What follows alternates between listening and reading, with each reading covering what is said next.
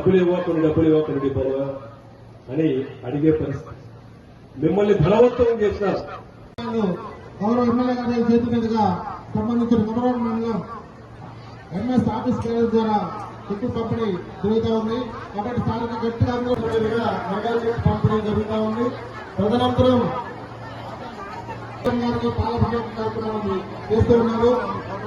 కాబట్టి మన ఆశ్రయంలో ఇచ్చినటువంటి మొదటి విడత, రెండో విడత,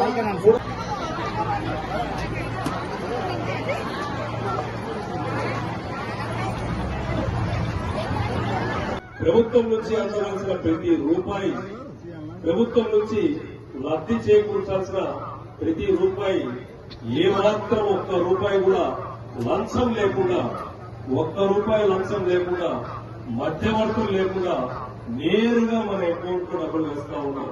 ఒక్క రూపాయి లేకుండా నేరుగా 100కు 100% అన్ని సంక్షేమ పథకాలు మనకు అందజేసిన ముఖ్యమంత్రి గారికి అందరం గట్టిగా ఒకసారి ధన్యవాదాలు చెప్పుకున్నాం. ఒకసారి సంక్షేమ పథకాలు ఈ రోజు ఆసరా వేదికలో ఏ విధంగా మనం కూర్చున్నామో ఈ ఆసరా గురించే మాట్లాడుకుందాం. ఈ ఆసరా మనము చేసిన అప్పు ఎంతలే, ఈ ఆసరా మనము చేసిన అప్పు, ఇది మన అప్పు.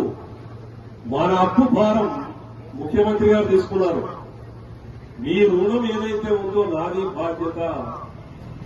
ఏప్రిల్ 11, 2019 నాటికి ఎవరి అప్పు ఎంతైతే ఉందో ఆ అప్పు బాధ్యత నాది. 4 విడతల్లో పూర్తి చేస్తానని చెప్పారు. ఈరోజు ఏ విడతలో ఉన్నామమ్మా? ఈరోజు ఏ విడతలో ఉన్నాం? 4వ విడతలో ఉన్నాం. అంటే ఆఖరి విడతకు వచ్చేసాం. ఈ 4 విడతలు ఏమాత్రం బాధ్యత తప్పకుండా 100కు 100% మనకు ఇచ్చిన మాట నిలబెట్టుకుని మన రుణం, మన అప్పు బాధ్యత తీసుకున్న ముఖ్యమంత్రి గారికి అందరం గట్టిగా ధన్యవాదాలు చెప్పుకుంటారు. 18% 2019 ముందు 18% గ్రూపులు ఎంపీ అయిపోయాయి. అంటే ఈఎంఐ కట్టుకోలేక ఆగిపోయి ఈ రోజు 18% కాదు, రాష్ట్రంలో 1% మాత్రమే మిగిలింది.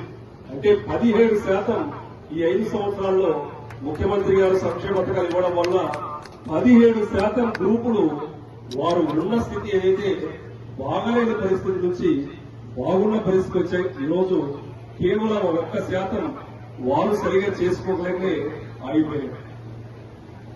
సంక్షేమ పథకాల్లో 80% సంక్షేమ పథకాలు మహిళల పేర్ల మీదే ఉన్నాయండి. 80%. ప్రతి ఒక్క సంక్షేమ పథకం ఇంటి ఇళ్లాల పేరు మీదనే. ముఖ్యమంత్రి వైఎస్ మరిన్ని వీడియోస్ కోసం ఛానల్ ని సబ్స్క్రైబ్ చేయండి. లేటెస్ట్ అప్డేట్స్ కోసం వాట్సాప్ ఛానల్ ని ఫాలో చేయండి. అండ్ లింక్ డిస్క్రిప్షన్ లో ఉంది.